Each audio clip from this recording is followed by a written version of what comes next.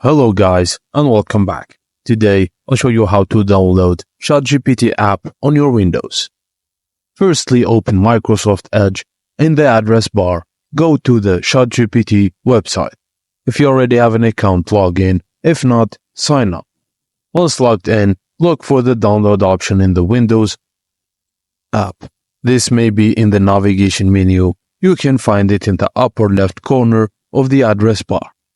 Just hit downloads and you will see download ChatGPT for Windows. After the download is complete, go to your downloads folder. You can find this by clicking on the three-dot menu in the upper right corner to confirm. After that, you'll find the ChatGPT icon on your desktop. Just launch it and begin your session. And that's it guys, as simple as that. Thank you for watching and please don't forget to like and subscribe for more.